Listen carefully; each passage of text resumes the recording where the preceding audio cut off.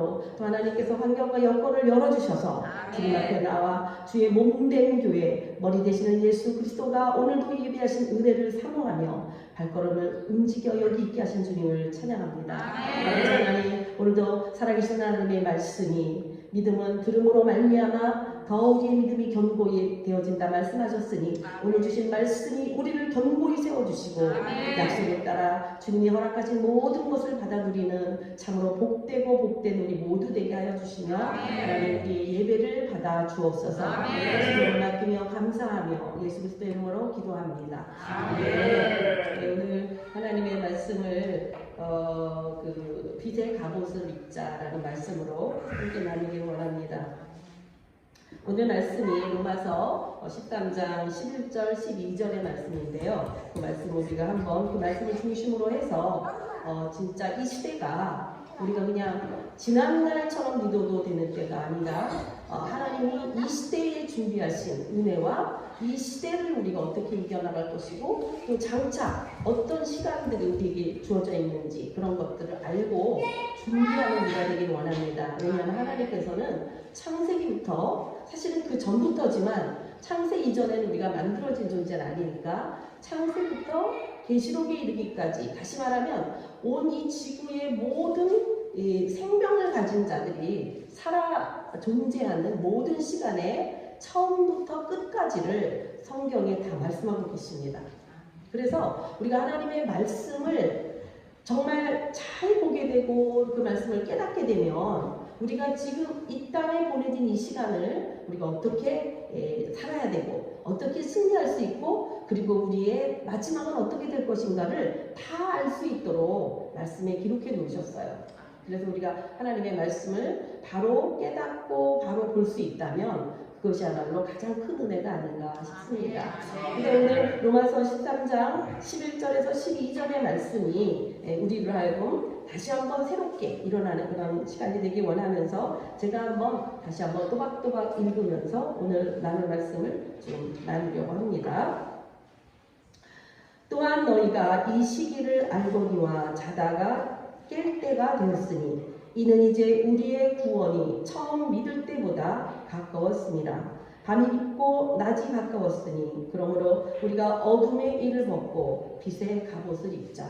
로마서 바울사도가 로마 교회에 쓴 편지에 기록된 말씀인데 오늘 이 시대를 살고 있는 우리 2024년 오늘이 5월 12일이죠. 12일. 12일을 살고 있는 우리들이 과연 2025년, 2026년 앞으로도 10년이 지날 수도 있고 그런 시간 속에 우리가 있을지 없을지는 우리 몰라요. 왜냐하면 그건 오직 하나님만 아시는 거고 생명의 근원이 하나님이시기 때문에 하나님 우리에게 생명 주신 시간 안에 우리가 살게 될 것입니다. 그러나 우리는 나 혼자만 어떻게 이 땅에 뚝 온 존재가 아니고 우리의 부모 세대 다시 말하면 우리의 조상들이 있고 또 우리도 그냥 나만 내가 정말 적당히 살다가 끝이야 이러는 게 아니라 우리가 또 낳은 다음 세대가 있잖아요. 우리의 자녀들도 있고 그래서 이 역사라고 하는 것은 그냥 나 하나 내가 30년 살고 50년 살고 90년을 살거나는 나 하나의 시간대로 끝나는 것이 아니고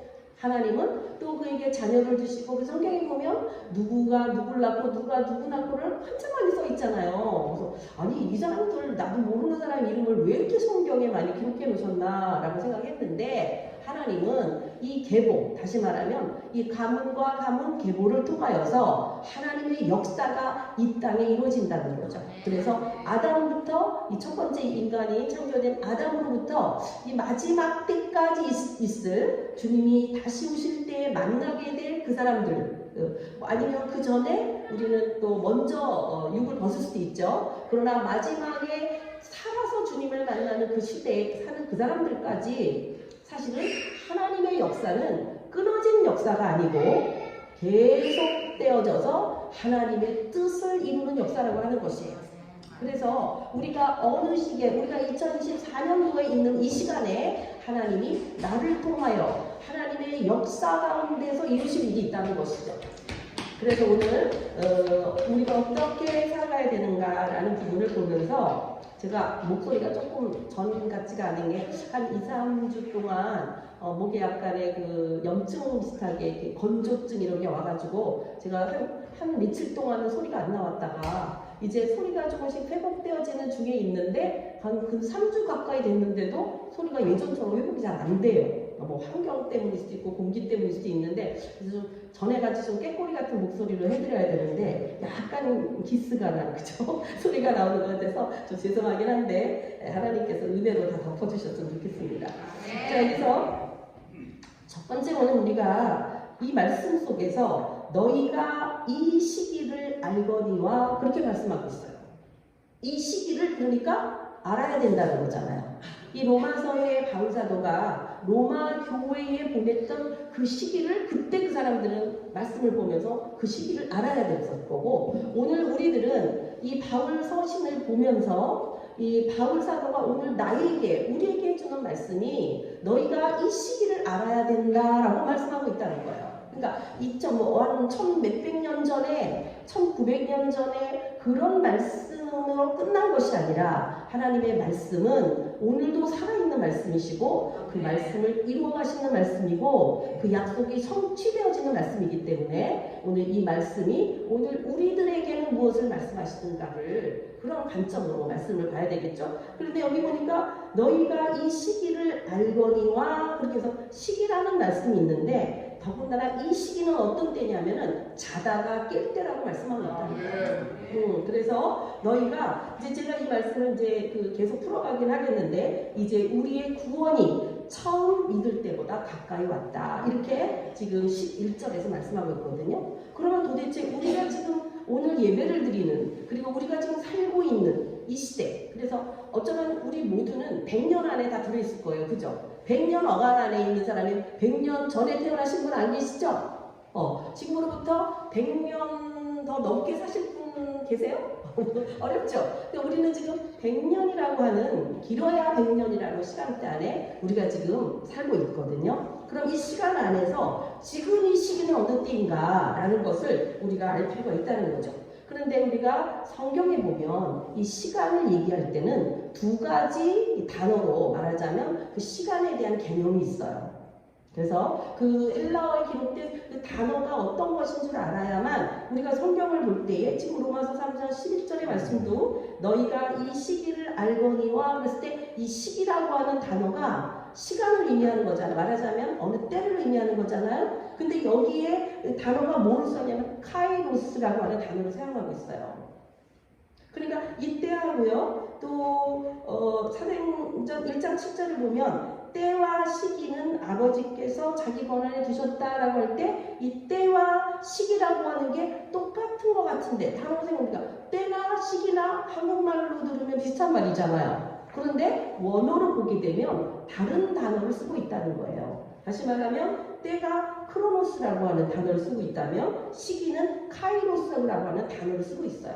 그 말은 우리가 생각하는 이 시간, 때, 이 어떤 시기라고 하는 게 한국의 개념 말로는 그게 그거 같지만 사실은 하나님이 말씀하시고자 하는 시간은 다른 단어들을 쓰고 있다는 걸 우리가 알아야 된다는 것이죠. 그래서 우리가 이 시간을 말할 때 성경은 카이로스와 크로노스라고 하는 두 단어를 이렇게 원어적으로 사용하고 있는데 예를 들어서 말이죠. 데살로니가전서 5장 1절, 8절 뭐 그때 보면 이런 말씀이 있어요. 형제들아 때와 시기에 관하여서는 너희에게 쓸 것이 없다. 그러면서 주의 날이 밤에 도둑같이 이른 줄을 너희가 자세히 알다. 그러면서 이제 그 마지막 때에 대한 이야기를 이게 지금으로부터 바울사도가 이 말씀을 기록하는 것이 100여 년 전이라고 하면 거의 2000년 아니 1970년 뭐 그 정도 전에 기록했을 때도 이 마지막 때에 대한 이야기를 그러니까 오늘 우리 시대는 이 마지막이 더 가까이 올 때잖아요. 그 성경은 아직 다 이루어지지 않은 일들, 다시 말하면 우리가 이 시대를 살아가면서도 어떻게 살아가야 되는가에 대해서 예언적으로 말씀한 부분이 굉장히 많이 있거든요. 근데 여기서 때와 시기 이런 예수님이 내 때는 아직 이르지 않았다 그렇게 말씀할 때도 카이로스라고 하는 단어를 쓰고 있어요. 그러면 이 두 가지 카이로스라고 하는 시간을 성경에서 말씀으로 할 때는 어떤 의미를 가지고 있고 크로노스라고 하는 단어를 쓸 때는 어떤 의미를 가지고 있나 이제 우리가 그런 부분을 알아야 되겠죠. 그래서 고대 그리스어에 이 시간을 나타내는 두 가지 그 언어 말 중에 크로노스라고 하는 것은 양적인 시간, 다시 말하면 양적이라고 하는 것은 그 분량이 차야 된다는 의미예요. 그죠? 그래서 우리가 오늘은 2023년, 4년 5월 12일이야. 이렇게 말하면 내일은 뭐예요? 13일이야. 근데 24시간이 반드시 지나야 되죠. 양이 차야 되잖아요. 이런 것을 말할 때는 크로노스라고 하는 단어를 써요. 그러니까 우리가 역사 속에서 시간을 따라 이렇게 살아가고 있는 거, 일정한 속도와 이 시간의 때가 똑같이 어떤 방향을 향해 가고 있잖아요. 다음 해로 이와 같은 것을 사용할 때는 크로노스라고 하는 단어를 성경에서 사용하고 있다는 것이에요. 그런데 그 연속적인 시간을 말하는 것인데 이 카이로스라고 하는 단어를 쓴 것은 예를 들어서 예수님이 그 말씀하셨잖아요. 마태복음 24장 45절에 보면 충성되고 지혜 있는 종이 되어 주인에게 그 집사람을 맡아 때를 따라 양식을 나눠줄 자가 누구냐. 이때 이 때가 이 시간에 따라서 양식을 밥을 줘야 된다는 소리가 아니에요. 우리가 여기서 예배 드리고 나면은 예배 마치면 점심 먹어야죠. 이런 때를 말하는 게 아니라는 거예요. 여기서는 카이로스라고 하는 단어를 사용했는데 이 카이로스라고 하는 것은 질적인 시간. 다시 말하면 아까 그것이 딱 24시간으로 가는 크로노스의 양적인 시간을 말했다면 이 카이로스라고 하는 단어를 쓸 때는 굉장히 질적인, 다시 말하면 뭔가 그 원하는 바가 채워지는, 그래서 이걸 사용할 때는요 하나의 놀라운 어떤 변화가 주어졌거나 그리고 어떤 기회를 잡을 수 있는 어떤 순간이거나, 그러니까 이거는 24시간이 아니라 순간적으로도 이루어질 수 있는 것이고 또 그 분량이 참으로 인락적으로도 이루어질 수 있는, 그래서 우리가 보통 그렇게 얘기해요. 크로노스의 시간대는 옆으로 흐르는 어떤 23년, 24년, 25년 이렇게 가는 시간대라면 카이로스는 위로부터 내려져서 응답이 되거나, 바울사도는 이 카이로스의 그 시간을 말할 때 구원의 날이다 라고도 표현했어요.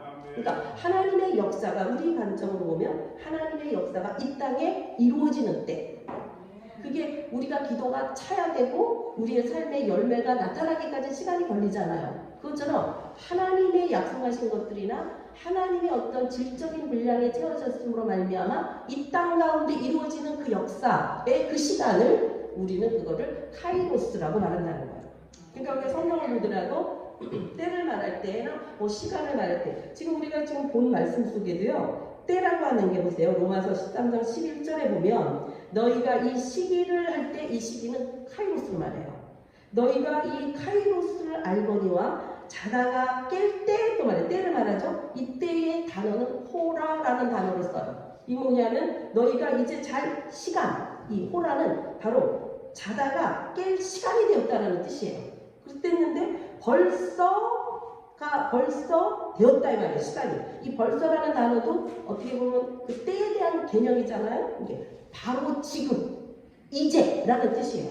그러니까 되었으니 이는 우리의 구원이 처음 믿을 때, 이것도 때가 나오죠. 여기는 호태라는 단어인데 믿을 때 이 호태의 단어는 하자마자, 말하자면 구원받은 바로 그 후, 즉시로, 이런 뜻이에요. 그래서 지금 우리가 로마서 3장 13장 11절의 말씀 요 한 귀절 안에도 때와 이 시기라던가 바로라던가 뭐 이런 단어가 다 다른 단어가 쓰여 있다는 거예요.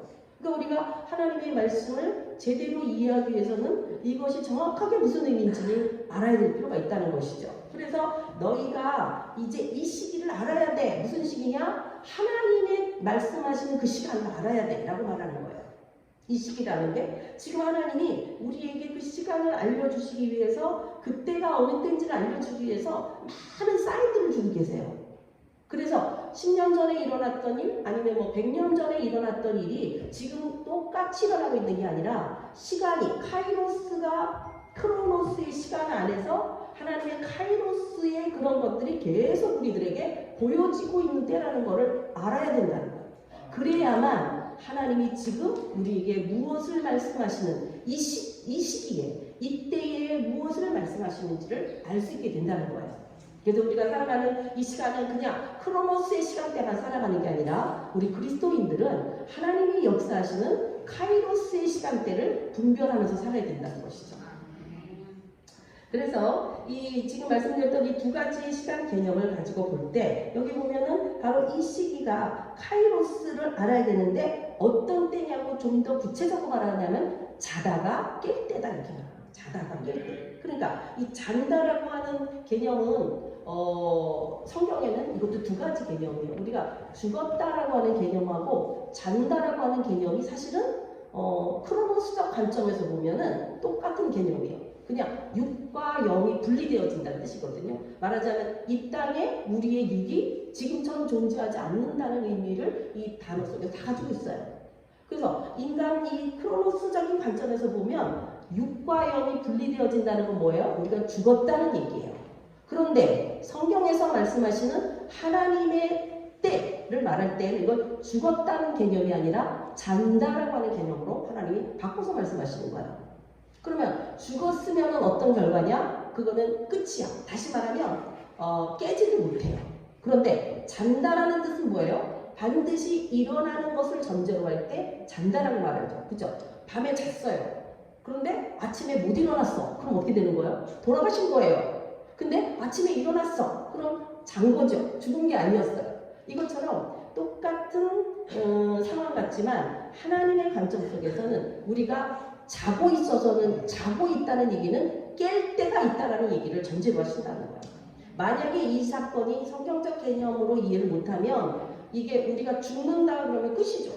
이게 영과 육이 분리되면 그 이후에는 상도 없고 그냥 벌이냐 천국이냐 지옥이냐만 남는 것이잖아요. 근데 여기서는 이제 너희가 그리스도인인 너희는 죽는 자가 아니야. 근데 지금 자고 있을 수 있다는 거야. 자고 있을 수가 있다는 거야. 그래서 이제는 깨어날 때가 되었다. 이때가 깨어날 때가 되었다라고 벌써 되었다. 아까 벌써가 무슨 뜻이라고 했어요? 바로 지금 그러니까 우리가 좀 더 작게 조금 더 있을게 이런 관점이 아니라 지금 우리가 정신을 차리지 못하고 지금 우리가 눈을 뜨지 못하고 지금 우리가 깨어서 준비되지 못하면 앞으로 일어날 일들에 대하여서 우리는 감당할 수 없을 거라고 성경은 우리에게 말씀하고 있는 거예요. 그래서 왜 그러냐면 12절에 보니까 밤이 깊고 낮이 가까웠으니 그러므로 우리가 밤은 점점점 깊어가고 낮은 그러니까 밤이 깊으면 어떻게 아침이 올 시간이 금방 오죠. 밤에 12시보다 아니면 새벽 4시야. 그것도 밤이지만 어떻게 돼요? 새벽은 더 빨리 오죠. 아침 빨리 오잖아. 그러니까 낮이 가까울 시간이 됐다는 얘기는 밤이 그만큼 깊어졌다는 얘기예요. 또 이 시대가 점점 어두움으로 가고 있는 이 시대가 사실은 끝나는 게 아니라 낮이 아침을 향하여 가고 있다는 것을 우리가 눈치채기를 원하는 거죠. 그렇기 때문에 이제 우리가 어둠의 일을 보고 과연 어둠의 일이 뭔가 또 빛을 입는다는 건 뭔가 빛의 갑옷은 뭘까? 라는 것을 알아야만 우리가 준비할 거 아니에요. 그래서 그 갑옷을 입자라고 말씀하고 있는 것이죠. 그런데 여기 말씀 보니까 너희의 구원이 우리의 구원이 처음 믿었을 때보다 가까웠다. 이 말씀 하잖아요. 제가 오늘 이 말씀을 준비하면서 작년에 여러분을 뵀을 때에 제가 여러분 이 새생명교회에 드렸던 메시지가 생각이 나더라고요. 그러니까 작년에 비하면 올해가 구원의 날이 가까운 것이죠. 다시 말하면 우리가 주님을 만날 날이 시간이 가까웠다는 거예요. 그런데 작년에 그럼 제가 여러분에게 무슨 메시지를 했는지 여러분 중에 과연 얼마큼 기억하실지 아마 기억 못하실걸요. 근데 제가 굉장히 이 교회의 이름과 같은 메시지를 전했어요. 그때 뭐래요? 그렇죠? 왜냐하면 작년에 제가 여러분에게 새 생명 가운데 행하라고 하는 메시지를 여러분과 함께 나눴거든요. 그래서 제가 그거를 간단하게 요약을 해드려야 되겠어요. 왜냐하면 분명히 여기 중에 한 명, 두 명은 알지 모르지만 다 잊어버리고 있기 때문에. 근데 저도 이 메시지를 여러분과 다시 나누기 위해서 다시 한번 봤어요. 왜냐하면 다 못 외웠어. 다 기억이 안 나. 내가 무슨 얘기를 했지 1년 전에? 그래서 제가 기록해 놓은 것이 있기 때문에 여러분하고 다시 한번 간단하게 보면서 과연 이 새 생명을 가진 자가 이제 무엇을 해야 되는가가 오늘의 메시지거든요. 빛의 갑옷을 입고 살아야 된다. 그러기 위해서 다시 한번 새 생명에 대해서 간단하게 좀 나눠보려고 합니다. 이 교회 이름이 새 생명이라는 거죠. 너무 좋은 거예요. 근데 문제는 뭐냐면 새 생명을 가졌다고 해서 다 끝나는 게 아니라는 거예요. 태어났어. 그럼 그 다음에 뭐예요? 자라줘야 되는 거예요. 자라지를 못하면 태어난들 안 자라. 이게 태어나는 부모 이 입장에서 기쁨이에요? 애가 자라줘야 되잖아요. 거기에 따라서 말도 배우고 하는 짓도 달라지고 또 점점 더 공부도 하고 인격도 다듬어지면서 이제 20살 되면 군대도 가고 뭔가 사람다워지고 인품이 달라지는 그런 사람으로 양육되어지기를 원하잖아요. 우리가 그런 시간들을 보내왔잖아요. 그렇다면 새생명교회로만 이 교회 이름을 좀 새생명으로 자라가라라고 바꾸든가 계속 자라줘야 되는 거예요. 오늘날 우리 성도들이 그냥 새 생명을 가졌습니까? 까지도 이 말씀으로 전혀 해석이 안 되고 자기가 뭐 생명을 가졌는지 그게 다시 말하면 구원을 받았는지 안 받았는지도 헷갈리는 성도들이 굉장히 많았어요.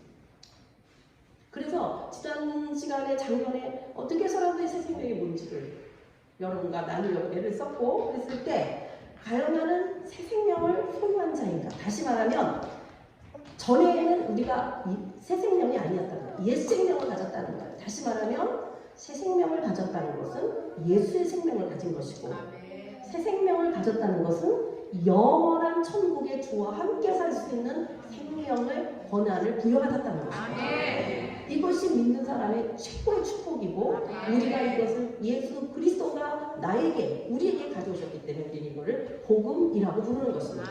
왜냐하면 나의 삶을 보게 되면 옛 생명의 모습을 보게 되면 절대로 구원받지 못한 우리의 삶은 지옥 가기 합당해요. 죄인이에요. 그렇죠? 내 삶을 보면 정말 원하는 선을 행하지 아니하고 원치 않는 악을 기본적으로 행하는. 그래서 나를 정말 하나님 앞에서 이렇게 비춰볼 때 너는 네 행위로 너의 열심으로 네가 뭔가 바로 살아보려고 했을 때 바로 살았니? 라고 한다면 네, 바로 살았어야 할 사람이 한 명도 없는 거예요. 왜냐하면 바로 살지 못하고 죄를 졌기 때문에 모든 사람은 죄의 대가로 죽게 돼 있거든요. 근데 우리 모두는 죽잖아요. 영원히 사는 사람은 예수님밖에 없었잖아요. 무덤에서 살아나신 분은 예수님밖에 없잖아요. 그렇다면 모든 인간은 왜 죽느냐? 죄 때문에. 그래서 성경에 사람이 한 번 죽는 것은 정해진 것이다. 그럼 예수 믿는 우리는 왜 죽을까요? 그럼 안 죽어야 되잖아요? 안 죽어요. 근데 한 번은 죽어요. 죽는데 뭐가 죽냐? 육은 죽어. 근데 우리의 영혼은 예수 만났을 때 살았기 때문에 우리의 영은 영원히 사는 것이죠.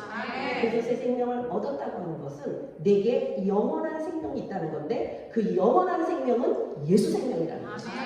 그래서 예수 믿는 우리들은 내게는 영원한 생명이 있습니다. 그래서 영원히 사는 하나님과 함께 살 것입니다. 라는 우리의 고백을 하게 될 때에 지금도 오늘도 왜냐하면 내일은 내 시간이 아니니까. 그죠? 내일 내가 살지 안 살지 모르잖아요. 생명은 하나님께로부터 온 것이기 때문에. 그러니까 지난날에는 하나님께로 받은 생명을 아담이 범죄함으로 말미암아 옛 생명, 죽을 생명이 됐다면 살려주러 오신 영이신 예수의 영을 받은 우리. 그러니까 아담은 산영이었죠. 살아있는 영이죠. 근데 하나님이 그에게 호흡을, 생기를, 살아있는 기운을 푹 불었더니 아담이 생명이 된 거예요. 살아있는 영적 존재가 됐다는 거예요. 그런데 범죄함으로 말미암아 영이 죽어버렸어요. 근데 아담이 죽진 않았죠. 뭐를 가지고 살았어요? 몸을 가지고 살았어요. 오늘날 우리도 몸을 가지고 살고 있다고 해서 우리가 영으로 사는 사람들은 아니라는 거예요. 근데 우리는 내게 생명은 내가 원한다고 내가 내 생명을 얻는 게 아니죠. 누군가가 생명을 줘야만 돼요. 마치 아이가 태어나려면 부모를 통하여 아이가 태어나는 것처럼. 그죠? 그와 같이 생명을 주는데 이 나를 창조하신 그분이 누구였냐면 하나님이셨단 말이에요. 하나님이 생기를 불어 넣으셨는데 그래서 생명이 됐는데 인간이 범죄함으로 하나님과의 관계를 인하여 생기가 계속 돌아야 되는데 어떻게 됐어요? 그게 막혀버린 거죠. 범죄함, 쫓겨나버린 거죠. 그래서 하나님의 생기가 흘러들어오지 않고 누구의 지배하에 사탄의 종노릇하는 궁극적으로는 사망의 왕노릇하고 지옥 갈 수밖에 없는 심판을 받아야 되니까 잘못한 거에 대해서 지옥에 갈 수밖에 없는 존재로 타락한 인생을 구원하시기 위하여 새 생명을 주시기 위하여서 예수 그리스도께서 오셨다는 거예요. 그분의 죄가 없으시다는 거예요. 그래서 그분은 살아나실 수밖에 없다는 거예요. 근데 십자가를 지셨다는 거예요. 왜? 너의 죄를 내가 대신 감당해주는 이게 복음인 거예요. 나는 내 죄를 해결할 길이 없어. 나는 죽어 마땅한 자고 내게는 성이 없어요. 그런데 내 안에 예수 그리스도의 말씀이 들어와서 그 말씀을 믿을 때, 그 말씀 나를 살리신 죄사함의 언약의 피를, 약속의 피를 믿을 때 나의 죄가 사해지고 나는 주와 함께 영원히 살 수 있다는 그 마음, 그 말씀을, 그러니까 믿는 거는, 믿음은 말씀을 믿는 거예요. 그 말씀은 예수님이에요. 그 말씀을 믿을 때 나는 죽었던 내 영이 살아나는. 그래서 성경에 보면 아담은 생명이에요. 살아있는 영이었는데 예수 그리스도의 영은 살려주러 오는 영이라고 기억해요. 우리를 살려주러 오시는 영으로 오신 예수님이 내게 오실 때에 죽었던 내 영이 살려주러 오는 영으로 말미암아 살아났다는 거예요. 그 생명을 가진 자를 새 생명을 가진 자라고 말하는 것이죠. 그래서 바로 우리가 새 생명을 가진 것을 거듭난다 그렇게 말하잖아요. 그래서 우리 거듭남이 우리가 부모의 몸에서 난자와 정자가 만남으로 말미암아 하나님의 그 신비한 가운데 생명이 들어가서 생명이 들어간 거죠. 이거는 엄마 아버지가 만드는 게 아니야. 그죠? 애가 죽어 나올 수도 있잖아요. 그 생기가 들어갔다면 영적인 창조주이신 그분만이 그 생명을 주는 거지 우리 부모가 주는 게 아니야. 부모는 몸을 빌려주는 거지. 몸을. 그죠? 그래서 부모가 엄마가 날씬한 스타일이면은 애도 날씬하잖아. 근데 뚱뚱한 새꼬를 가진 엄마면 아이가 태어나는데 통통하게 이쁘다고요. 그것처럼 그게 몸을 빌려주는 거예요. 몸을. 그런데 하나님은 우리에게 영을 주시는 거예요. 영을. 그래서 하나님의 영이신 하나님은 나의 영이 내 영이 있으니까 하나님이 나를 영적인 존재로 만드셨기 때문에 나의 영에 살아계신 하나님의 영이 만나게 됐을 때 내 안에 두 영이 함께 있는 것이죠. 전에는 그 죽은 내 영이 사단의 사망의 왕노릇하는 그 사단에게 휘둘려서 원하지 않는 악을 행하고 이렇게 살면 안 되는데 여전히 돌이킬 수 없는 그 죄의 구렁텅이에서 못 빠져나왔는데 예수 그리스도가 나를 건져내시고 나를 구원하시고 내게 새 생명을 주시고 그리고 태어났으니까 네가 알아서 해라 그러지 않으시고 다른 돕는 보혜사 성령님을 우리에게 보내주셨어요.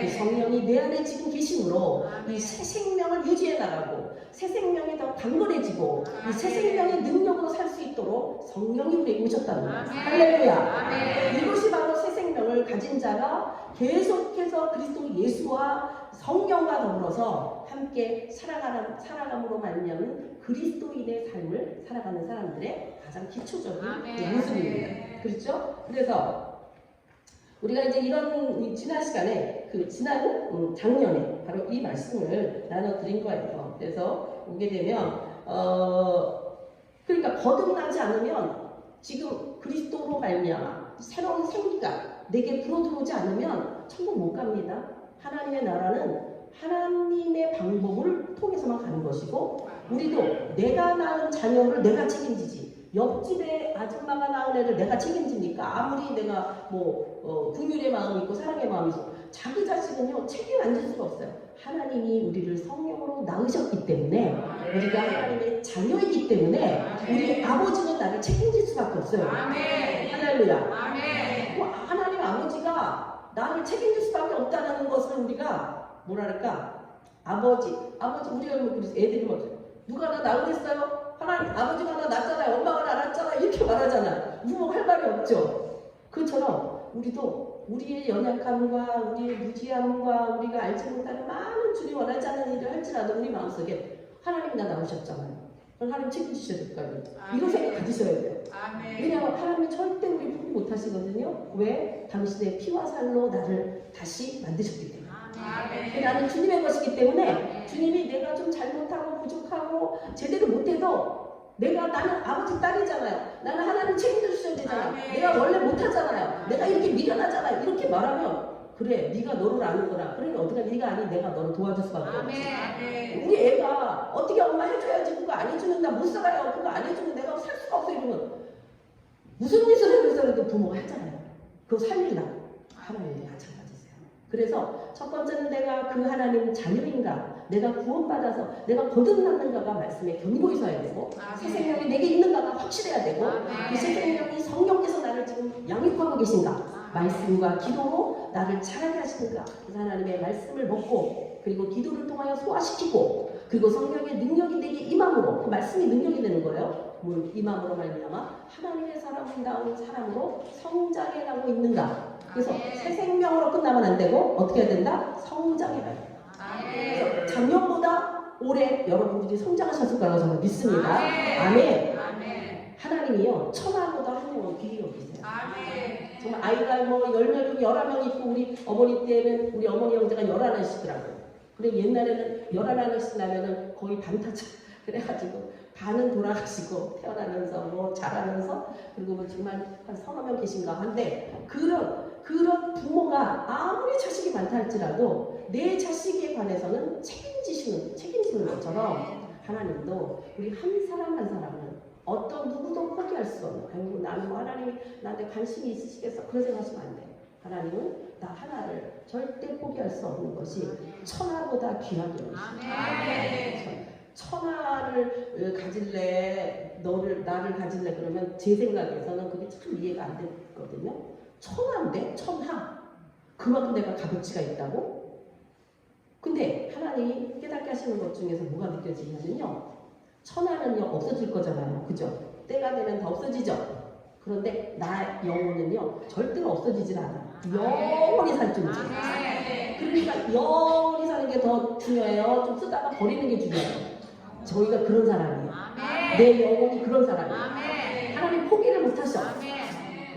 그래서 우리가 하나님의 자녀됨, 하나님의 사랑을 받은 자, 하나님의 생명을 가진 자라고 하는 프라이드를 가져야 돼요. 어떤 누구도. 그래서 어떤 시험이 오거나 환란이 오거나 예상치 않은 문제가 발생했을 때 내가 하나님의 자녀임을 가지고 그 문제를 대해야 돼. 이겨야 돼. 왜냐하면 하나님 도와주시고, 하나님이 우리를 이기게 하시거든요. 왜냐하면 하나님은 이긴 자 하시거든요. 그러니까 우리가 두려워할 게 없는 거죠. 그래서 우리 부모님이 든든한 사람은요 어디 나가서도 당당해. 애기들도 자기 엄마 아빠 있을 때랑 엄마 아빠를 가질 때 애가 태도가 틀려져. 그죠? 그렇잖아. 우리도 하나님이 나의 아버지라는 게 든든하게 느껴지면 어디 가서나 당당하고, 나의 실수조차도 주님 앞에 내려놓고 또 해결하고. 왜냐하면 우리 부모가 절대 실수했다고 내팽겨치지 않거든요. 그래서 내 아버지, 나의 하나님, 신랑 되시는 예수님, 나를 도우시는 성령님, 삼위의 하나님이 그렇게 한 분도 아니야. 삼위의 하나님이 나를 돕고 계시다는 거예요. 내가 구원받을 때부터 내가 성장에 자라는 모든 순간, 그리고 내가 육을 벗고 주님 앞에 서는 그 순간까지도 성부와 성자와 성령 하나님이 나를 포기하시지 않는다는 거예요. 네. 여러분이 나를 지키는 사람이 3명만 붙어도 든든하죠? 하나님, 삼위 하나님이 우리를 지금 지키고 있어요. 그럼 뭐가 걱정이에요? 기도만 하면 돼요. 기도만. 왜 믿지를 못하니까 기도를 안 하는 거야? 왜 기도를 안 하니까? 그대로 된다는데, 예를 들어서 너 저기 그 집에 가서 매일 하루 한 번씩 찾아가가지고 그 문제 해결하게 해주세요. 그러면 그 사람이 그걸 해결해 줄 수 있는 힘이 있어. 그러면 만약에 무슨 문제가 생기면 우리가 그 사람 계속 찾아갈 거 아니야. 근데 우리가 안 찾아가고, 아유 지가 뭘 해줄 수 있겠어 이렇게 생각하니까 안 찾아가는 거 아니에요. 믿을 수 없다는 거예요. 여러분이나 제가 기도하지 않는다면 그거는 하나님 말씀 믿지 못하기 때문이고, 하나님이 그 일을 이룰 수 있는 능력이 없다라고 생각하기 때문에, 다시 말하면 내가 믿는 하나님, 내가 섬기는 아버지, 나를 사랑하시는 아버지가 누구인지를 모르고 믿고 있다는 거예요. 그게 얼마나 불행한 건지 몰라요.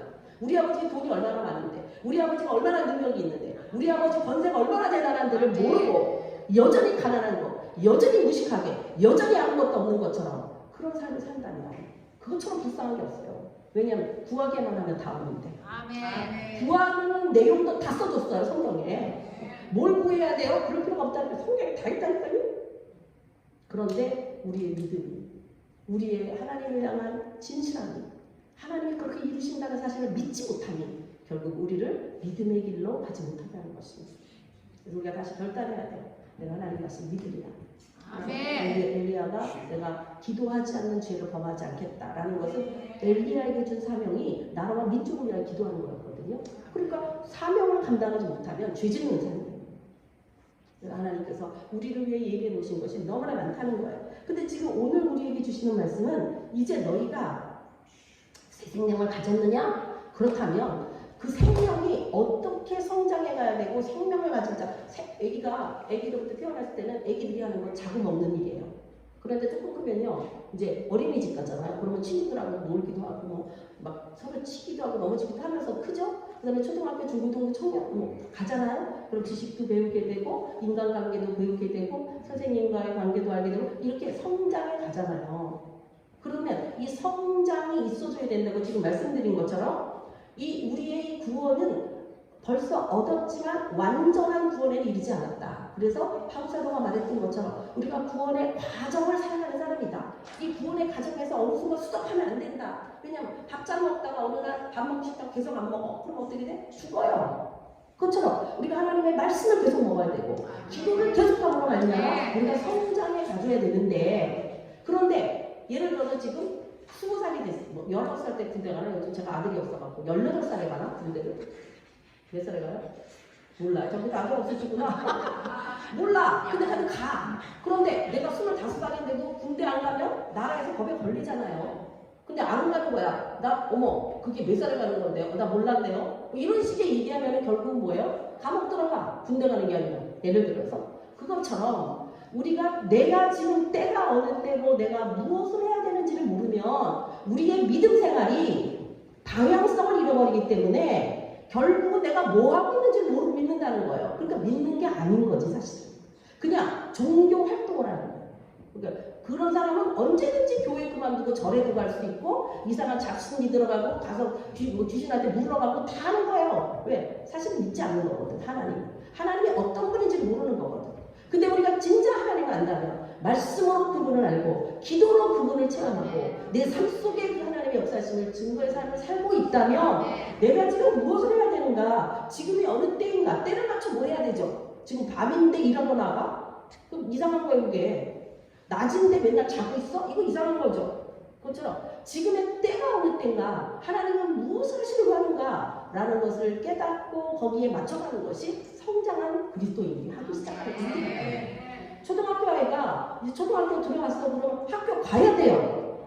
그죠? 아침에 8시 우리 손녀딸이 지금 초등학교 들어갔는데 학교를 8시 반에서 9시에 가더라고. 걔는요 중간고사도 보더라고. 크리스천 학교를 다니거든요. 6과목을 중간고사를 보는 초등학교 2학년인데 근데 그러면 시험 보니까 공부해야 될 거 아니에요. 지금 때가 무엇을 해야 되는지를 아는 것처럼. 근데 나는 싫어. 공부하기 싫고 숫자하기 싫고 이러면 안 되잖아요. 싫어도 해야 되잖아요. 그래야 걔가 초등학교 2학년이 될 거 아니야. 중학교 들어갈 거 아니야. 그러면 중학교도 안 들어가고 고등학교도 안 들어가? 그럼 뭐 될래 그러면? 그거 아니에요. 지금 20살 될 때까지 뭐 할래? 이렇게 되는 거 아니에요. 그것처럼 지금 우리가 무엇을 해야 되는지를 모른다면 우리의 믿음 생활에 방향이 없는 거예요. 뭘 믿느냐? 무엇을 향하여 가고 있느냐? 지금 뭐 하고 있는데? 라는 질문에 대답할 수 있어야 된다는 거예요. 우리가 그리스도인이. 왜냐하면 하나님은 일하고 계시고 성령님은 역사하고 계시고 예수님은 말씀하고 계시고 내 안에서 말씀하시고 나와 함께 하시고 이 일을 함께 이루기를 원하십니다. 하나님은요 당신 혼자 다 하실 수 있는 분이에요. 그럼에도 불구하고 우리와 함께 하죠. 제가 우리 손녀딸을 데리고 어디를 가요. 뭐 영국도 보러 가고 뭐 하는 거 보여줘. 근데 나는 사실은 그 수준이 하나도 나한테 안 맞아. 그죠? 근데 내가 지금 초등학교 1학년하고 수준이 맞겠어요? 제가 박사학위를 갖고 있는 사람인데 네? 걔는 아직 나 따라오기 멀었어요. 그렇지만 내가 걔를 데리고 다니면서 와 뛰어온다. 저 나이엔 뛰어야 돼. 근데 안 뛴다 이게 문제야. 자기 때에 맞는 게 있단 말이에요. 그리고 그거를 하기 위해서는 제가 그 아이를 위해서 말하자면 헌신을 한다고 할까 막 돈도 내줘야 돼. 영국 보러 가면은 내가 돈 다 내가지고 데려간다니까. 근데 왜 그래요? 그 아이와 함께하는 기쁨, 그 아이를 키우는 기쁨, 그리고 여기서 멈추는 게 아니라 그 아이가 점점 자라서 나중에는 할머니를 모시고 가겠지. 나를 기대하면서 그런 어떤 뭔가 인간이 점점 성장하고 달라지는 것에 대한 기대감이 있어요. 하나님도 나와 함께하므로 말미암는 기대감이 있으시다. 아유 너가 작년에는 그러더니 올해는 잘 참는구나. 작년에는 헌금도 안 하더니 올해는 내가 파친으로 기뻐하는구나. 작년에는 교회에 와서 청소도 안 하더니 오늘 네가 웬일로 이제는 내 몸된 교회를 위해서 청소한다고 나오니? 이런 기쁨이 있으시다는 거예요. 이 성장의 일이 있어져야 돼요. 그러면 일단은 오늘 이 말씀을 맞추고 볼 때 때가 가까이 왔으니 빛의 갑옷을 입자. 근데 밤이라는 거예요. 밤. 그럼 지금 때가 어느 때인지를 한번 보려고 합니다. 제가 그래서 이 마지막 때, 밤은 깊고 낮은 가까운 이때가, 이 시대를 우리가 좀 알아야 돼요. 여러분이 다 아시는 얘기지만 어떤 면에서 근데 이번에 보니까 어르신들이 좀 많이 안 계신 것 같아요. 작년에 비해서. 어르신들이라고 말씀하는 것은 제 윗세대니까 적어도 80 이상을 말씀드리는 거예요. 어르신들이 전에 비해서 많이 안 보이시네요. 그 사이에 무슨 일이 있으셨는지. 아니면 저 여기 계단에 올라오는 게 쉽지가 않아서 어르신들이 참 힘드시겠다. 아까도 그러고 올라왔는데 참 에리베이터를 한대 눈수도 모든 것이 사는데 어려움이 있습니다. 그걸 극복하지 않으면 또 새로운 차원으로 올라가기도 힘들어요. 근데 이 시대에 이 마지막 때 밤이 점점 더 짙어지는 이때가 어느 때인지를 우리가 간단하게 좀 봐야 되지 않나 싶어요. 정치적으로는요, 우리나라를 중심으로 보는데 세계적인 것도 같이 들어가요. 자, 여러분이 간단하게 길게 말할 수가 없고 시간이 제법 됐기 때문에 보면 정치적인요, 우리가 전에는 민주주의 말하면서 자본주의 말했어요. 자본주의 특징은 뭐예요? 자기가 열심히 일해서 버는 것을 다 자기가 자기 원하는 대로 쓸 수 있는 것이에요. 그런데 이 시대가 점점 우리나라를 비롯하여 많은 유럽이라든가 모든 나라가 지금 어디로 가고 있냐면 사회주의로 가고 있어요. 그럼 우리 사회주의를 잘 몰라. 근데 뭐는 아냐면 공산주의는 알아. 공산주의는 뭐냐면요, 너나 나나 그냥 똑같이 일하고 똑같이 나눠 먹자가 공산주의예요. 쉽게 말하면. 그죠? 그런데 똑같이 일해서 다 잘 살 줄 알았는데 그게 안 되더라, 이거 공산주의가. 왜요? 이 사람은 열심히 일했는데 나는 저 사람은 적당히 때우내 시간을. 근데 똑같이 나눠준대. 그러면 억울하죠? 이거 말이 안 되잖아. 그래갖고 공산주의가 좋은 줄 알고 했던 모든 나라가 잘 사는 나라가 하나도 없어요. 공산주의 잘 사는 나라 하나도 없습니다. 그럼 사회주의는 뭐냐? 이 자본주의에서 공산주의로 가기 전에 과도기적으로 발생할 수 있는 게 사회주의예요. 무슨 말이냐면 많은 사람 거 뺏어갖고 가난한 사람들 거 줄게. 그러니까 자본주의처럼 각자 일을 해야 돼. 열심히. 그런데 그거 뺏어서 가난한 자들을 준다는 거예요. 그러면 가난한 자들은 일 안 해도 어떤 일이 일어나요? 돈 받을 수 있죠. 부자는 열심히 했는데 세금으로 다 띄어. 그러면은 이게 지금 균형이 잡히냐 이거예요. 오늘 우리나라가 나라에서 돈 준다는 건 엄청 많아요. 문제는 나라는 점점 빚쟁이가 된다는 거예요. 그러면 우리의 다음 세대는 어떻게 돼요? 걔네들이 세금 엄청 내야 돼요. 제가 북유럽 쪽에 가보니까 그 뭐 네덜란드라든가 스웨덴이라든가 이런 나라들이 아주 뭐 법적으로 나라의 그 시스템이 굉장히 잘 돼 있어요. 그 우리가 생각할 때 그 사람들의 현지가 물어봤어요. 자기네는 살 수가 없다는 거예요. 왜 그러냐니까 세금을 너무 많이 띄워가지고, 그리고 병원도 다 무료 같잖아요. 사회주의도 엄청 발달한 데거든요. 병원이요 가면요 죽을 정도가 되지 않은 사람 병원에서 받아주질 않는데 그냥 다 돈을 공짜로 해줘야 되니까. 그러니까 결국에는 자기네들이 사는 게 절대로 이게 그 편안하고 뭐 즐거운 삶이 아니라 벌어도 없이 살고, 나라가 다 정부가 다 관리를 하다시피 하니까 사회주의가. 우리나라가 점점 뭐 준다 해서 개인적으로는 받는 거 좋아하지만 결국은 나라 빚이 쌓임으로 말미암아 점점점 나라가 망해서, 제가 3월 달에 아르헨티나 갔다 왔거든요. 야, 아르헨티나 남미 쪽 진짜 멀어요. 비행기를 2박 3일 동안 타고 갔고, 올 때는 28시간 비행기를 타고 와야 되더라고요. 제일 끝이 우리나라는 정 밑에 반대거든요.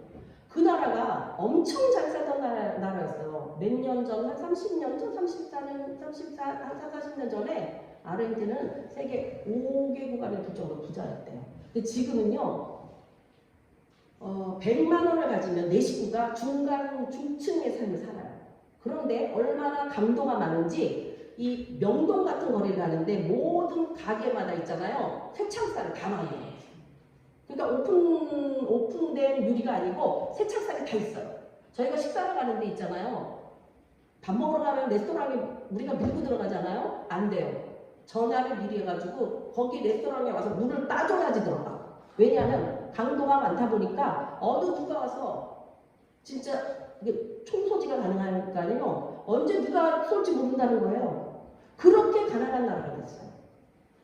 물가가 얼마나 센지, 지금 우리나라도 물가 엄청 올라요. 물가가 얼마나 센지, 저희가 그 공항에서, 그러니까 100만 원이면 중상층 생활하면 우리나라로 따지면 최소한 중상층 정도면 내 식구가 최대한 500만 원 있어야 될 거 아니에요. 그죠? 그래야 그냥 먹고 사는 잘 살진 않아도 중간에 간다라고 볼 수 있을 것 같아요. 왜 그렇게 생각하고 있는 우리나라 사람들은 얼마 전에 신문에 나가니까 자기가 굉장히 가난하다고 생각해서 월 700만 원 벌어도 난 중상층이 아니다. 그 생각을 잘못 생각하고 있다고 뉴스에 나왔더라고요. 하나 500만 원만 가지면 하여튼 그냥 산다 치면은 우리가 지금 커피하고 빵 먹으러 가면 되게 많이 값이 올랐죠.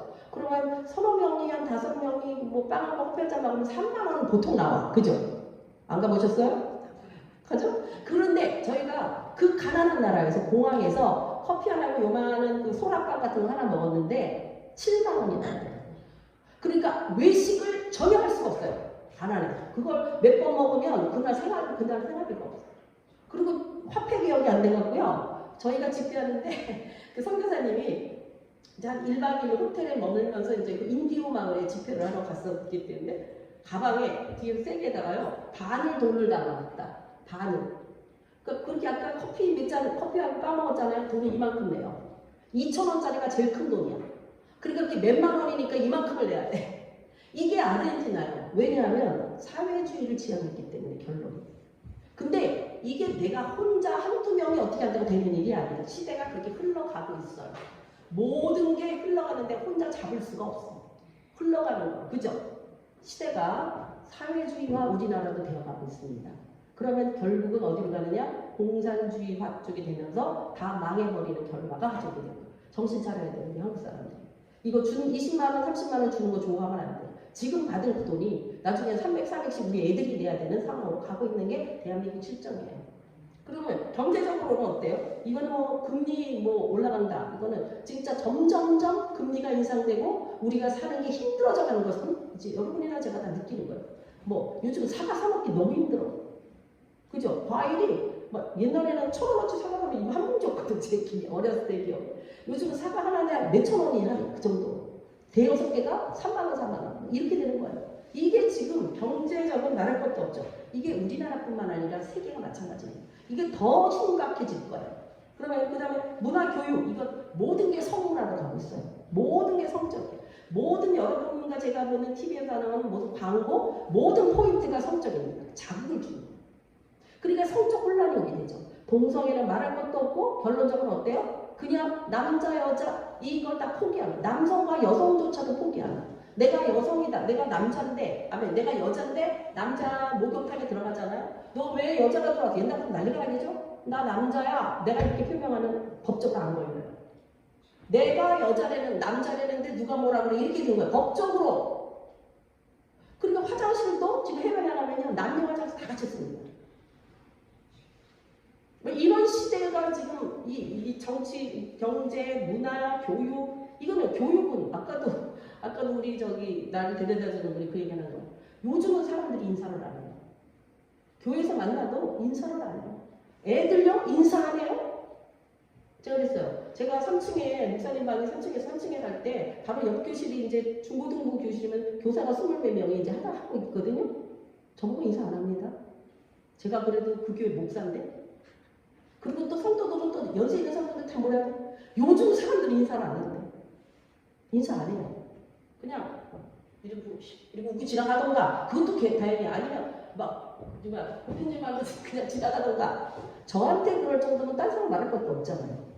애들도 그렇고 어른도 그렇고 적어도 40대 이하는 이 생각이 전혀 안 맞아. 시대가. 그러니 부모 자식 지간에 대화가 되겠어요? 이런 시대에 우리가 살고 있어요. 지금. 그러면 자연재해 이건 말도 못해요.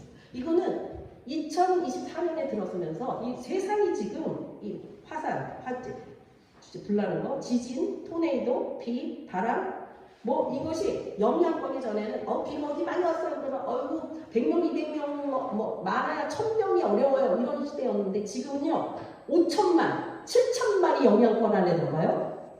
그래서 제가 좀 몇 개를 좀 가지고 왔는데 홍수니까 이번에 홍수 보면 중국은요 대홍수가요 1억 2천 명이 위험해. 이 대한민국 사람 다 들어가는 숫자예요. 남미. 그리고 미국은요 4일 동안 토네이도가 100개가 일어났어. 4개월 동안. 가뭄말을 걷고. 브라질은요 최대 옥수수밭이 물바다가 됐어요. 그래가지고는 캐나다 마을이 토네이도 폐허가 됐어. 여러분 이게 지금 캐나다에서 이 옥수수밭이 문제가 생겼다는 것은요 우리나라에도 이제 옥수수 먹기 힘들어졌다는 얘기예요. 왜냐하면 옥수수밭으로 세계에 수출하거든요. 근데 여기가 다 물바다가 됐어. 그러니까 물가는 세계적으로 올라갈 수밖에 없는 상태인 거예요. 이게 남의 나라에서 일어났다 끝난 게 아니에요. 이제는 세계가 지구촌이기 때문에 물이 모두에게 영향권 안에 들어와 있다는 우리가. 근데 이게 그렇죠? 동남아, 필리핀, 마닐라, 미얀마는요. 지난 주간에 저희 목사님이 캄보디아 갔거든요. 45도, 체감온도 50도. 그냥 바깥에 나가면요. 입에 그 찜질방에 들어온 뜨거운 기 있잖아요. 그게 그냥 느껴지더래요. 이게 점점 그리고 우리나라도 지금 이 열이 적어도 이번 여름에 40도 이렇게 말하고 있어요. 근데 더구나 그런 나라들은 선풍기 돌려야 더운 바람. 에어컨 못 돌립니다. 전기 없어서. 우리는 에어컨도 돌린다 하지만 다 돈이잖아. 그러니까 점점 살기 힘들어지는 거예요. 보세요. 스페인, 멕시코는요. 지금 너무 가뭄이 심해가지고 지금 4월, 5월을 지금 말하는 거예요. 그 사람들이 제한식수. 바닷물이 60도로 올라가고 있어요. 바닷물이 60도로 올라가기 시작하면요. 모든 생물이 죽어요. 그러면 생선가 모르겠죠?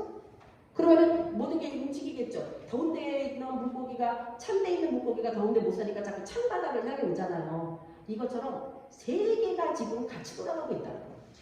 이게 지금 홍수의 문제인데 잠깐 좀 이따 하나 좀 보여드릴게요. 그 다음에 또 보면요. 두바이가 홍수가 나. 이 나라는요. 사막기구 이쪽에서 비가 안 오는 나라예요. 비가 오기 시작해가지고는요. 두바이 공항이 세계적 공항이에요. 근데 거기가 지금 이게 마치 비행기가 바닷속에서 거리는 것 마냥 물 위에서 걸어가는 꼴이 났어요. 두바이 항공에.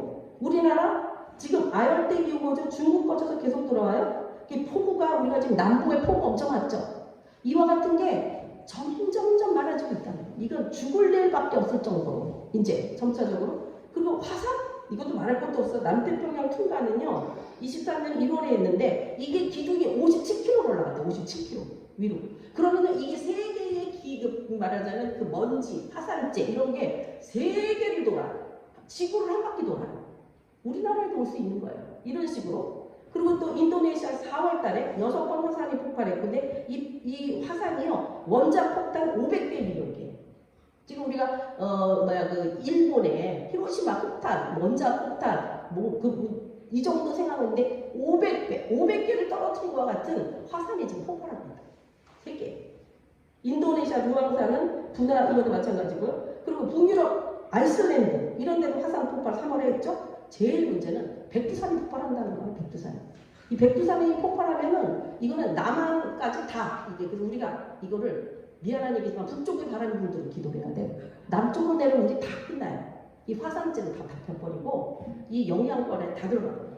근데 이것이 2030년도 안에는 반드시 일어난다가 학자들이 견해해요. 혹시 살 길이 없네, 살 길이. 하면 할수록 살 길이 없어서요. 네, 흥미진진하죠? 기후변화, 온난화로 인해서 북극의 빙하가 녹아지고 있죠. 그랬더니 감춰서 얼어있던 균들이 살아나기 시작해가지고 모든 질병이 지금 막 온갖 병들이 더 확장되기 시작하면서 이 지구 온도가 1.5도 높아가면 재앙의 마지막, 기후로 인한 재앙의 마지막 마지노선인데 지금 예상이 2.3도는 올라갈 것으로 보고 있어요. 지금 최근에 이제 우리 나온 데이터예요. 그러니 이게 지구의 대재앙이라는 거예요. 이게 북쪽에 찬바람, 남쪽에 더운 바람이 만나서 지구를 돌므로 모든 것이 이게 정상, 뭐 봄, 여름, 가을, 겨울이 있게 만드는 건데 이게 녹아버리니까 더워지니까 아래쪽에서는 추워지고 더워지고가 극대화됨으로 인해서 비가 오는 곳이 많아지냐면 반드시 가뭄이 있고 이게 동시에 일어나는 거예요. 비가 오는 데가 많다면 어딘가 가뭄이 일어난다는 얘기예요.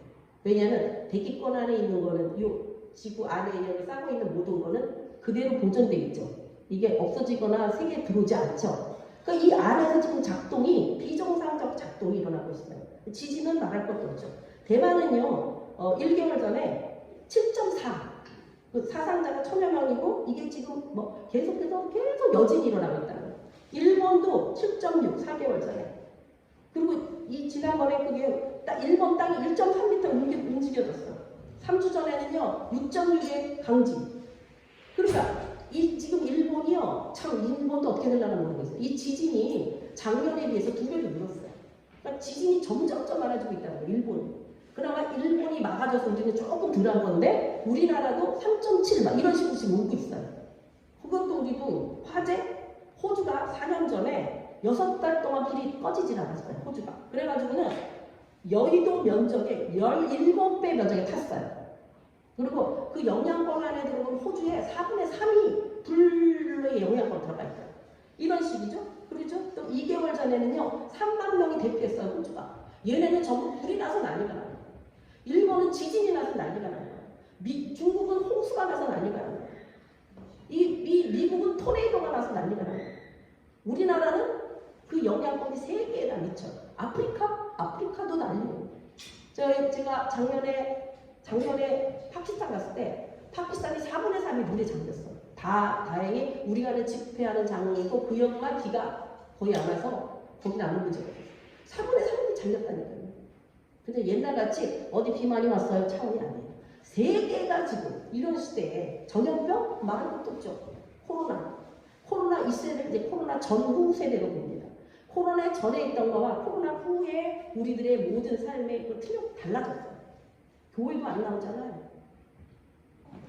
그러니까 점점점 성경이 말하는 대로 이 성경의 이런 내용들이 종교, 믿음 볼까요? 그거는요 이제 하나님이 모이기를 힘써라, 교회당에 나오라고 했는데 그냥 자기가 알아서 예배 드리겠다는 거예요. 하나님 말씀 어기는 거예요.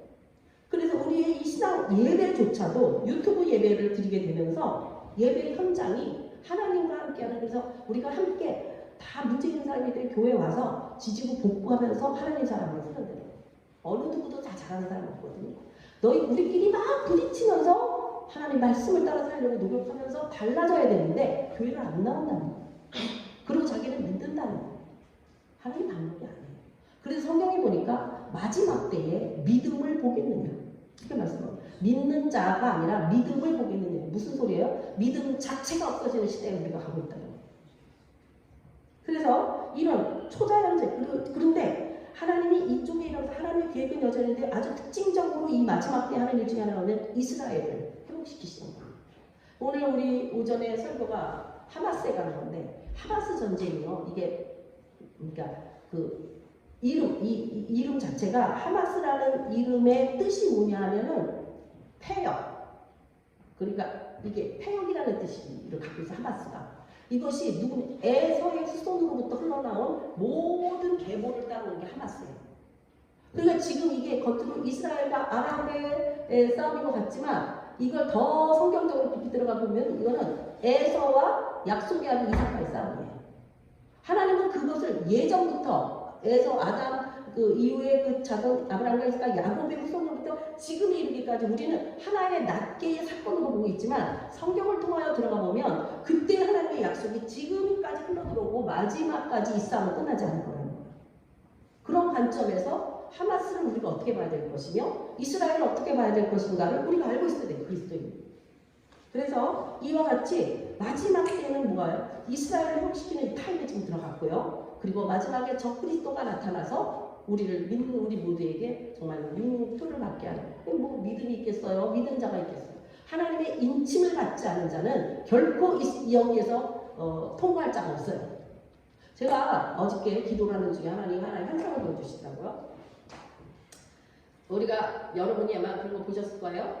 이렇게 골짜기에서 중국 사람들이 골짜기에서 이쪽 골짜기로 넘어갈 때 이렇게 줄 같은 거 매가지고 그죠? 거기를 이제 타고 그쪽으로 넘어가거나 아니면 우리가 알지만 무슨 이쪽 면에서 저쪽 우리가 강을 넘어갈 때는 징검다리가 있어서 그 밟고 넘어가야 되잖아요. 그런데 그렇게 보여주시는 거예요. 이 마지막 때가 우리가 징검다리를, 그러니까 우리가 이 세상에서 하나님의 나라로 간다면 징검다리가 있어야 된다면 말씀의 징검다리를 밟고 하나님 나라 가야 되겠죠. 근데 말씀의 징검다리를, 그러니까 이 말씀이 띄엄띄엄 있으면 뛰어넘지를 못해. 그러니까 이 말씀이 뚝뚝뚝뚝뚝 붙어있으면 가기 훨씬 편하겠죠. 하나님 말씀으로 무장된 사람은 하나님의 나라 가기가 쉬워요. 말씀이 없는 사람은 저기 하나 있어. 저기 하나 있는데 어떻게 거냐고. 그냥 그럼 못 가요. 예를 들어서. 그런데 이 물살이 세잖아요. 이제 앞으로 물살이 엄청 세지거든요. 그러면 아무리 징검다리가 있어도 어떻게 돼요? 물이게 넘어가게 돼요. 물이 세니까. 그죠? 그런데 하나님이 그게 왜? 그러기 때문에 너희들은 이 말씀이잖아요. 이게 징검다리가 돌이고 징검다리가 가진 자가 아니라 마지막 때가 되면 바람이 불어오고 물격이 세질 때에 어떻게 견디겠냐는 어떻게 넘어가겠냐는 거예요. 그러면서 보여주신 게 뭐냐면 위로부터 줄이 내려오더라고요. 이 줄을 붙잡고 가면 물살이 세도 이 줄을 꼭 붙들고 있으면 건너갈 수가 있죠. 그래서 우리는 두 가지 이 마지막 때는 이 말씀을 반드시 준비되어야 되고 그리고 이게 위로부터 내리는 은혜의 줄이라 돼요. 이 은혜로 말미암아 그 길을 걸어갈 수 있는 길밖에는 없다는 거예요. 우리가 이제 앞으로 사는 시대가 지금 말씀드린 것처럼 휘몰아치는 이런 상황들을 어떻게 극복할 거냐면 내가 이 개인의 힘으로 이것을 하나님 말씀하신 거예요. 이것을요 성경에 보면 누가복음 21장 이후에 보면 이게 계시록 마지막 장인데 이런 일들을 다 예언해 놓고 있어요. 다 예언해 놓고 있는데 뭐라고 예언해 놓고 있냐면 제가 읽어드릴게요. 누가복음 21장 25절부터 1월 성신의 징조가 있을 거고 하늘에 그리고 바다와 파도와 성난 소리가 땅에 있을 것이고 하늘의 권능이 흔들릴 거고 세상에 임할 이런 두려운 일로 말미암아 모든 사람들이 두려워할 것이다. 그렇죠? 지금 점점 제가 드린 말씀을 들으면 이거 어떻게 살아 이거 그때 나는 어떻게 해야 돼? 육류표를 받지 않으면 살 수가 없고 물가는 올라가고 그죠? 환경은 점점 비 오고 뭐 불나고 난리가 나는 이 시대에 어떻게 살 수가 있지? 그래서 사람들이 믿지 않는 사람들이 볼 때는 이 세상이 두렵다는 거예요. 무섭다는 거예요. 그렇게 될 것이다. 그런데 계시록 21장 누가복음 21장 27절 보면 그때에 인자가 구름을 타고 능력과 큰 영광으로 오실 것이다. 그러면서 너희들이 그 오시기 전에 너희들이 21장 28절에 이런 일이 시작하거든 일어나 머리를 들라 너희 속량이 가까웠습니다. 밤이 깊어갈수록 다시 주님 오실 날이 가까워 왔다는 거예요. 우리를 온전한 속량으로 이끄실 날이 가까이 왔다는 거예요. 이것이 이미 누가복음에 이 마지막 때 엔타임을 말하는 그 약속에 기록돼 있어요. 이런 일이 일어날 거라는 거예요. 2000년 전부터 이미 얘기하신 말씀이었어요. 그게 오늘 우리에게 이 시기에 일어나고 있다는 거예요. 그러니까 두 가지 중에 하나. 무섭거나 아니면 흥미진진하거나. 무서워서 벌벌 떨거나 아니면 야 하나님 어떻게 일하시는가 보자. 준비된 자는 두렵잖아요. 시험 공부 잘해서 막 내가 시험 공부 다 외웠어. 그런 사람이 시험 공부인데 뭐가 무서워. 이제 시험 공부 해야지 하고 졸다 먹다. 우리 옛날에 시험 공부하는데 맨날 먹어 먼저. 밤새야 되기 때문에. 그러다가 배불러서 자. 아침에 일어나면 참 미친 노릇하네요. 막 그런 요즘 그런 가끔도 그런 꿈도 꿔. 시험 보는데 답못 쓰는 꿈. 그런 거 안 꾸세요? 그것처럼 준비된 자는 두렵지 않습니다. 그런데 준비되어지지 않은 모든 자는 두려운 시대에 이 시기가 정말로 두려운 시기라는 거예요. 이 시대를 우리가 어떻게 살아야 될 것이냐.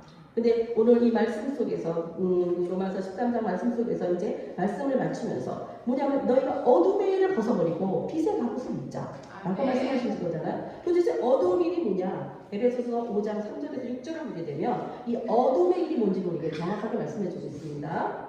음행과 음행, 매음, 간음, 근친상간 이게 다 음행이에요. 온갖 더러운 것. 이건 이 중에 하나가 불손한 성질도 온갖 더러운 것. 성질 더럽네 이게 바로 그거예요. 성격, 온하지 못한 불손한 성질, 그리고 육체적으로 더러운 거, 도덕적으로 더러운 거, 또 탐욕, 사기하거나 강탈하거나 욕심을 부리는 거, 누추함, 부끄러운 일, 음담, 더러움 이런 것들이 누추함이고 어리석은 말, 어리석은 대화. 그러니까 맨날 우리가 앉아가지고 어리석은 대화하는 거. 너 그거 얼마 주고 샀니? 어머 싸게 샀다 얘기고 어서 파게 이런 거 하고 있는 거. 이게 필요 없는 의미 없는 대화들 이런 것들. 그 다음에 희롱의 말. 상스러운 대화, 응답, 해석, 예수 믿는 사람 이런 거 하면 안 돼요. 이게 다 어둠의 일이에요. 그래서 또 헛된 말, 성빈 말, 괜히 자신도 없으면서 괜히 헛된 말, 아마 잘 될 거야, 걱정하지 마. 자기가 보장해 줄 수도 없는데.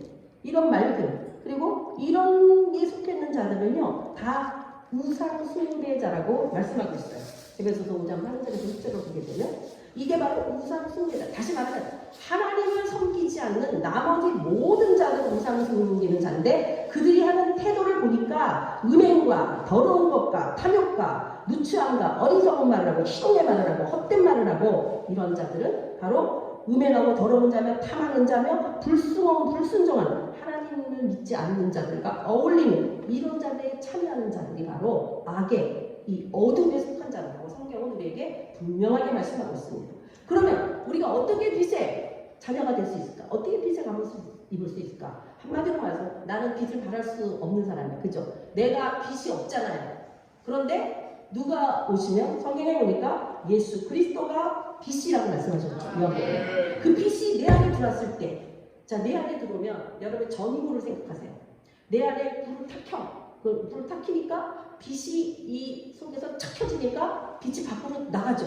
그래서 너희는 빛이다 그런 거예요. 빛이 되라가 아니에요. 그냥 빛이에요. 어떤 자가? 예수가 안에 있는 자가. 생명이 안에 있는 자가 생명이 비춰나가는 거예요. 그래서 생명을 소유한 자, 예수를 소유한 자는요, 그 생명을 나누는 자가 되는 거예요. 그런데 이게 전구인데 밖이 오래돼가지고 누래지거나 아니면 먼지투성이야. 그럼 이게 비춰져요? 비치기는 비치는데 불투명하죠. 근데 거기를 전구를 잘 닦으면 어때요? 빛이 쫙 나가죠. 많은 부분을 비춰주죠. 그와 마찬가지로 우리가 빛의 자녀가 되어야 된다는 것은 예수 그리스도가 내 안에 충만해야 된다는 거예요. 어떻게 충만하느냐? 말씀과 기도로 충만하게 될 때, 성령이 내 안에서 나를 주장하실 때, 성령의 은사와 성령의 인격과 인품이 내 안에 있을 때 비로소 빛나는 사람이 된다는 거예요. 그런 자가 그 빛으로 갑옷을 입으면, 보세요. 갑옷은 겉에 입는 거죠. 갑옷을 입어. 빛이. 근데 속에 그 갑옷만 있다고 입는다고 능력이 나타나지 않잖아요. 속에 빛이 있어야 되는. 그 능력이신 빛이 우리 안에 있을 때에 그 어둠이 올 수 없다는 거예요. 세상에 어떤 것도 그 빛을 당할 수 없다는 거예요. 예수님이 이기신 것처럼. 그리고 궁극적으로는 빛 대신 예수님이 다시 오시겠다는 거예요. 그래서 빛 있는 자를 찾아오시겠다는 거예요. 우리는 그 내 안에 계신 빛으로 말미암아 주님이 오실 때 빛으로 오신 주님을 만나요. 근데 예수님이 누구만 찾느냐? 빛 있는 자가 찾아요. 어둠에 속한 자는 안 찾겠다는 거예요. 그러면 지금 나는 어떻게 해야 되냐? 이 어둠이 몰려오는 이 시대, 더 무섭게 몰려오는 이 시대를 살고 있는 우리가 어떻게 해야 되냐? 그 말씀이 오늘 일어나 너희는 이 말씀 마치고 잠시 동안 기도하려고 합니다. 너희가 이제 구속의 날을 바라보고 너희의 머리를 들어. 일어나 머리를 들라. 이 누가복음 21장 18절에 보면 이런 일이 시작되거든. 이 어둠의 일들이 시작돼. 지금 어둠의 일들이 무섭게 지금 우리 주위를 감싸고 있어요. 점점 어두워져. 그러나 너 일어나 머리를 들라. 그러면 머리를 들고 뭐 하라는 거예요? 예수님을 바라보는 거예요. 예수님. 근데 우리의 지금은요, 지금 잘 때가 아니에요. 깨어날 때예요. 우리를 깨우셨네 주님이. 이 타임에 너희가 깨지 않으면, 지금도 자고 있으면 내가 부를 때 너희가 못 알아듣는다. 너희의 지금 더러워진 전구, 아까 말씀드렸죠? 닦아야 돼. 그리고 내 그리스도가 내 안에 계신가를, 그리고 전구이 속빛이 들어와서 불을 넣어줘야 전구가 켜지잖아요. 그 전구에 불을 넣어주는 원동력인 빛 대신 예수가 그 빛을 계속 받아들여야 돼. 그랬을 때 비로소 내 안에 그 불이 켜지고 그 불이 점점 밝아지고, 그럴 때에 어떤 어두움도 나를 이길 수 없는 거예요. 왜냐하면 내 안에 계신 그리스도 때문에. 이것이 새 생명을 가진 자가 이제는 그 빛으로 말미암아 이 어두운 세대를 이기고 어두운 가운데 있는 그들에게 빛을 보여줌으로, 우리가 길 모를 때는, 길 못 찾을 때는 빛 하나 있으면, 전등 하나 켜면, 핸드폰에 있는 라이트 하나 켜면 길을 찾아갈 수 있는 것처럼 그 한 사람이 필요하다 이거예요. 그 빛된 그 한 사람이 필요하다는 거예요. 그래서 우리 가정에 빛된 나 때문에 우리 어둠의 가정이 밝아지고, 나 한 사람 때문에 이 빛이 별로 없는 교회가 밝아지고, 근데 그 빛된 사람이 점점 많아지면 어떻게 되겠어요? 점점 우리가 합쳐서 예수님의 모양이 나타나는 거예요.